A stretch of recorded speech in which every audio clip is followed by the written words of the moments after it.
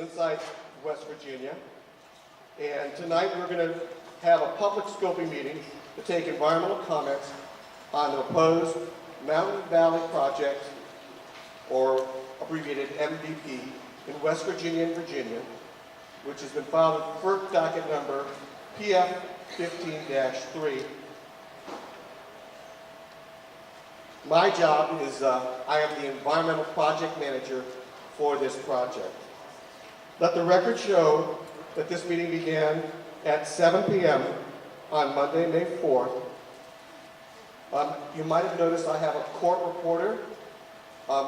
He is transcribing every word of this proceeding, and all of that will eventually get into the FERC public record on eLibrary, and later I'll talk about our eLibrary system.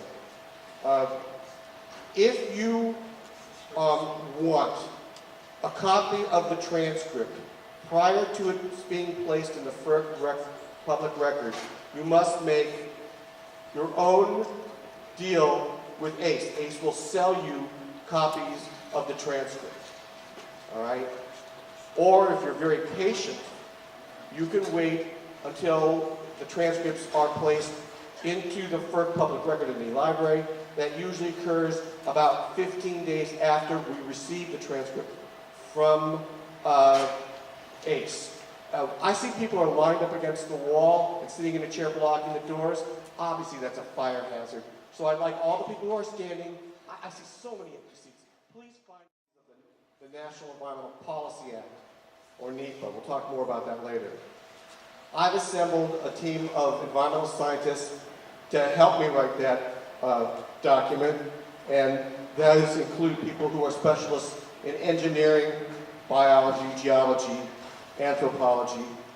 And to expand on FERC staff's capabilities, we use a third-party contractor. In this case, it's a company called Cardno. And so the other members of my team that are here tonight are Charles Brown, the United States.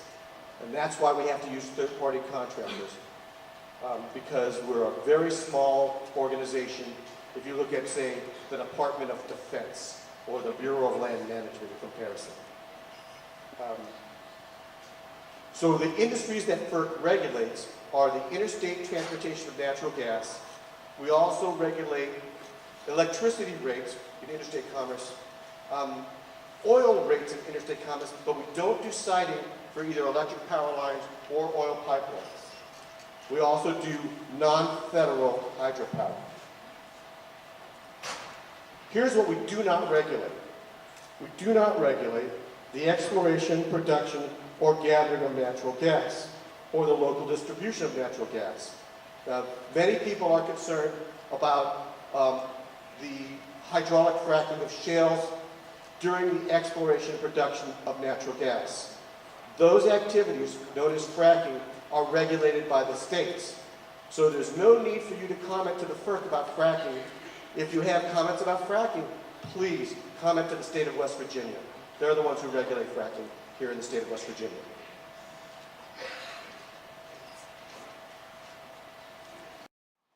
Together with my wife, Elizabeth Tovey, we are landowners in the proposed route of the pipeline. I'm associated with the advocacy organization Preserve Greenbrier County. I am Professor Emeritus, University of California, Riverside. I am a historian of ecology. I also taught historic preservation, and I participated in historical research for EIS contracts for the state of California and the federal government. My last name is spelled T-O-B-E-Y, Dr. Ronald Tovey. I comment on the proposed site of the compressor station, number 3, alternate 1, which is in Fayette County, near the Fayette County and Greenbrier County lines off of Dawson-Springdale Road in Dawson, Greenbrier County. The compressor station would have an adverse effect on wildlife and natural habitats and be a safety hazard to the environment and to nearby human residents. 1, the site is in the Buffalo Creek sink that drains directly into the Meadow River Wildlife Management Area a half mile away. 2, this site is a floodplain and wetland. It is subject to flooding after rapid snowmelt and heavy rain. We have put photographs on our website, preservegreenbriercounty.org. The compressor station will be at a high risk for flooding damage to the pipeline, the station pumps, and associated facilities and apparatus. 4, construction of the station would introduce pollution, mud, petrochemicals, construction materials into the Meadow River Wildlife Management Area, damaging habitats of fish and other aquatic species, native wildlife, and migratory birds. 5, construction will bring heavy use of the Dawson-Springdale Road, which is inadequate for heavy traffic and which has seen 2 traffic deaths in the past 2 years. 6, when the compressor station is completed, paved ground would magnify the flooding by increasing rain and floodwater runoff. Petrochemicals and station debris would be washed into the sink and the wildlife management area, severely damaging them. 7, when the station is completed, depressurization for any reason would release toxic gases into the atmosphere, harmful to wildlife, plant communities, and human residents. 8, a methane gas explosion at the station could be, considering the enormous size of the pipeline and amount of gas being piped through it, a natural and human disaster on the scale of a small atomic bomb, obliterating the environment for a half-mile radius. Thank you. Thank you for your comments. That's McLaughlin. I'm a retired Boilermaker, AFL-CIO, out of Winfield, West Virginia, and have over 70,000 hours in the building and trades. I have scoured the internet to find the engineering scheme or plan to prevent the downward movement upon completion of the 42-inch gas pipeline as it crosses Peters Mountain on slopes approaching 55 degrees through cliffs and rock outcroppings. You must understand that all downward movement puts tremendous pressure on pipe wells, while the flow of any substance inside ultimately erodes the pipe from within. I've been unable to find any stop for the downward movement of this pipeline on the internet. None whatsoever. And this is for a company who has never constructed a 42-inch gas pipeline. Remember, MVP can and will move other substances through this pipeline should they so choose. How deep a trench will be cut upon the narrow Peters Mountain ridgetop to ameliorate the pressure of the downward drift of the pipeline and facilitate the easy, unimpeded flow of gas or whatever they choose. I feel MVP is not trustworthy, if only from a technical and engineering stance. Remember, they have never built a 42-inch gas pipeline before, and the lack of information is telling to me, a person with vast experience in the construction industry. And what about the soil erosion once the pipeline has been constructed? What about the rains we've had this spring? Do you think that would wash the soil into the valley and flood our karst plain, contaminating our precious water below? Certainly. And that is what we have in this county, Monroe, is our pure water, which one day will be worth more than all the timber and all the coal and all the gas and oil put together, because there's not more potable water today than there was yesterday in the world. So what is in it for us, the people in Monroe County along the gas pipeline route? There's no distribution stations. It's just a quick flow to the southeast. Sir, I'd like you to wrap up. That's all I've got to say. Thank you very much for your comments. I do want to make a point of correction. If the FERC authorizes this project, notice how I said the word if, it would only be authorized to transport natural gas, nothing else. ZIPPER. The EIS should evaluate maintenance of service by the Transco pipeline to Station 165 and to points intended for service through Station 165 as an alternative to Mountain Valley's construction. Such alternative is within FERC jurisdiction because Transco is certificated to provide such service. The Natural Gas Act, Section 7, requires no natural gas company shall abandon certificated service without the Commission's permission and approval. Current production has increased Transco's capacity to deliver gas to Station 165 and to areas accessible from that point. Traditionally, Transco has received gas in the south and transported it northward. Now Transco is able to receive abundant gas at both ends. Transco proposes to deliver gas from north through Station 165 to points further south. Hence, if Transco is not prepared to deliver adequate gas to points planned for service by Mountain Valley through Station 165, that is service abandonment. For its allowance of such abandonment would be a federal action. Given potential effects that include new pipelines, such action would significantly affect the quality of the human environment and would be subject to EIS evaluation underneath them. Cumulative effects of proposed service abandonment and the alternative maintenance of service should be evaluated. 3 proposed pipelines, Mountain Valley, Atlantic Coast, and Atlantic Connector, Appalachian Connector, should be considered as potential cumulative effects. Such evaluation should consider the linear nature of resources subject to impact that cannot be avoided by careful routing, a zone of high biological richness and protected species, Appalachian Trail, Blue Ridge Parkway, national forests, and extensive karst terrain. To summarize, the EIS should evaluate maintenance of certificated service by Transco as an alternative to construction, evaluate cumulative effects of potential service abandonment, and consider that FERC has not approved service abandonment as per statutory requirements. Thank you for the opportunity to speak. I'm providing text copy of my remarks with documentation for the docket record. Brian Kirk, K-I-R-K. I live near Penn Springs in Summers County. I have a bachelor's degree in engineering from Notre Dame, a master's degree in engineering from Cal Davis. During my 5 years in the Navy, I had the privilege of serving as one of 250 engineers on Admiral Rickover's staff. That group was responsible for the operation of the Navy's nuclear power program, which has operated more than 100 nuclear reactors for over 60 years. During this period, there have been no deaths and no accidental releases of radioactivity associated with this program. 0. The reason the Navy has had such a remarkable record is simple. If something was not right, it was fixed. This was done because, first, the Admiral insisted on it, and second, the Department of Defense was able to pay for it. In contrast, since 1986, oil and gas pipeline accidents have resulted in 532 deaths, more than 2,400 injuries, more than $7.5 billion in damages.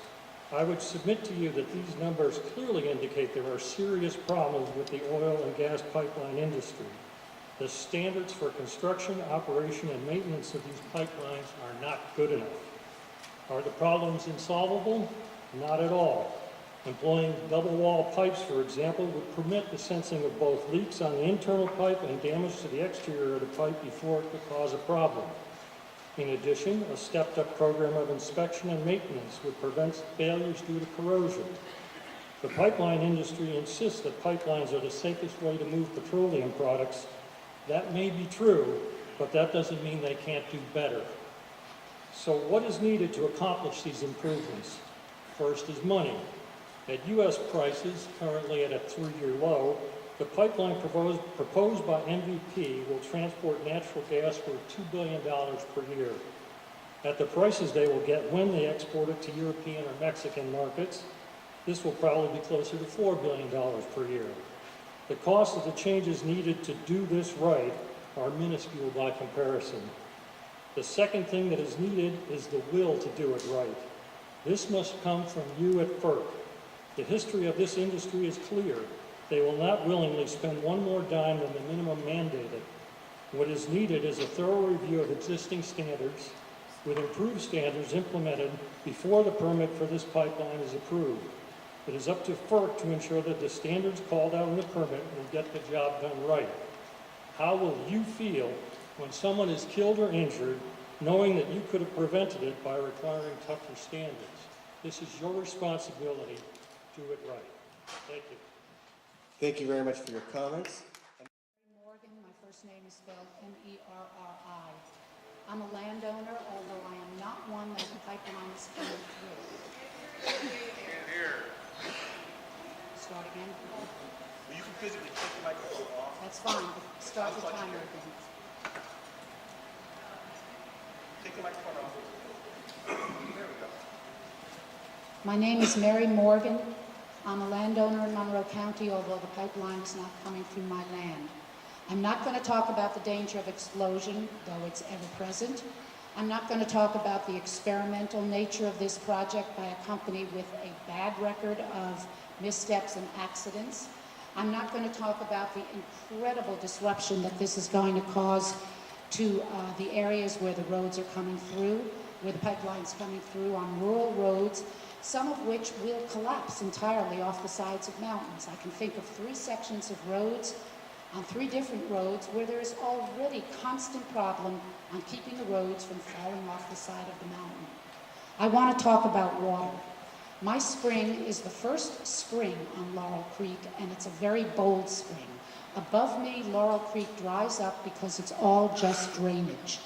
My spring is far from the pipeline, but my spring receives water all down from the knobs where this pipeline wants to pass. No one can say what's going to happen to the water to my spring because no one knows. Not you, not me, not geologists. Nobody can say what will happen. You ram a trench 9 feet deep by 9 feet wide, a canyon, blasted through rock up the sides of mountains. This will cut through fissures through which water has been moving into people's springs and wells for thousands of years. Everybody in Monroe County and most of West Virginia gets their water from spring and wells.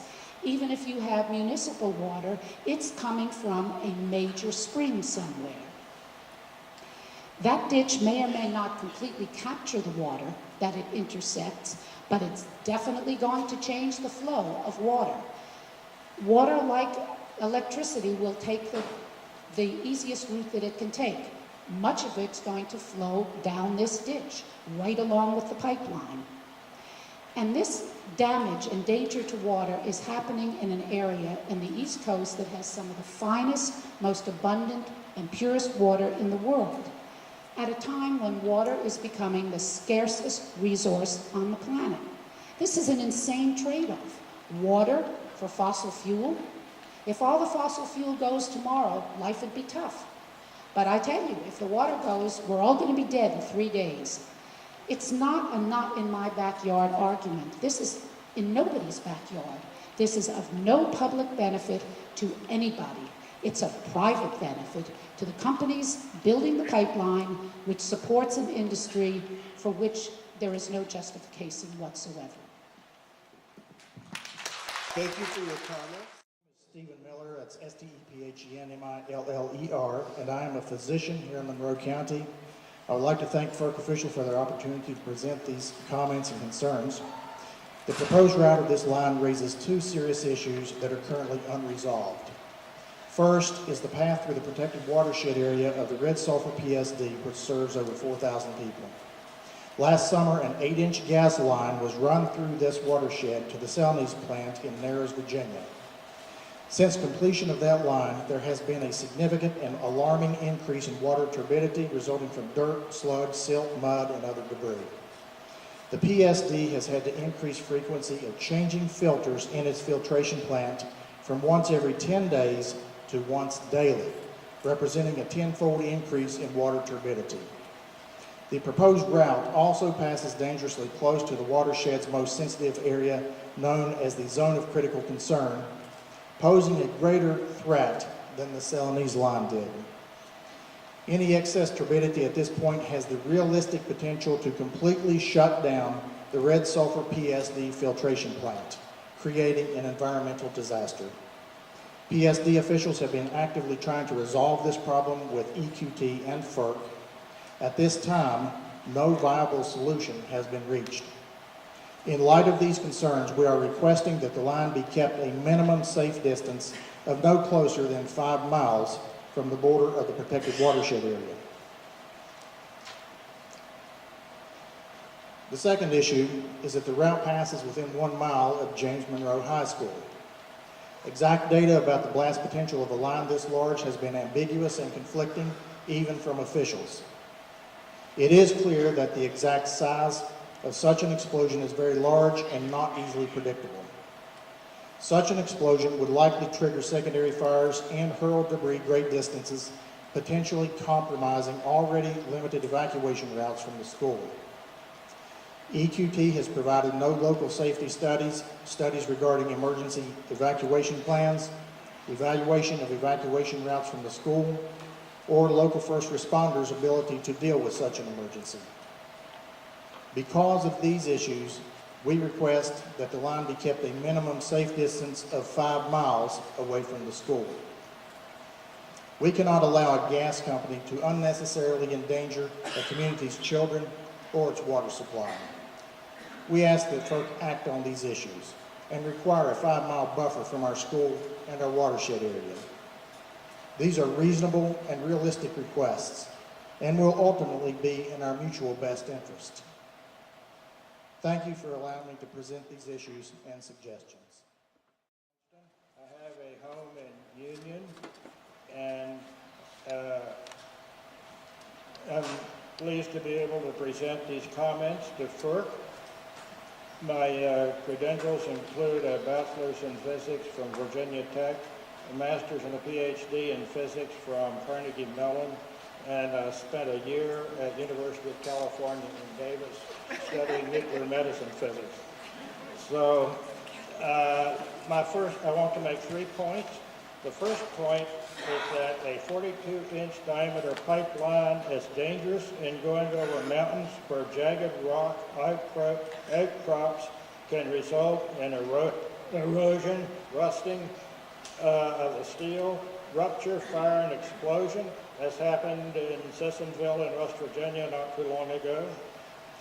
A route through the river valleys, such as the Potomac or the Susquehanna, from the wells in Pennsylvania, West Virginia, and Ohio is a much better choice. These river valleys are shorter and the terrain flatter and better for a pipeline, especially a big one in which the applicant has no experience. Gas customers in Washington to Boston will be better served by a more direct route to the Atlantic Seaboard gas lines than a route through Monroe County. The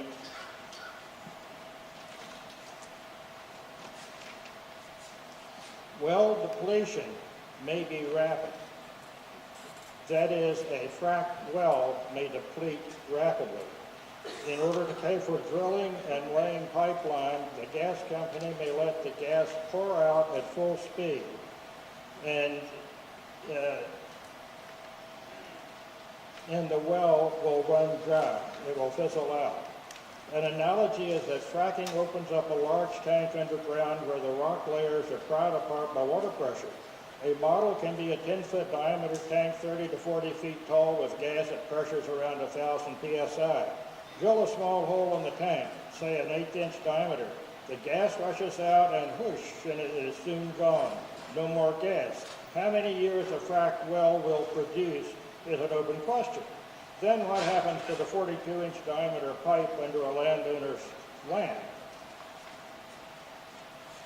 The third point I wish to make, if the plan is ultimately to make liquefied natural gas from the gas in this pipeline and export it through East Coast ports, then the role of the United States government needs examination, particularly the policy.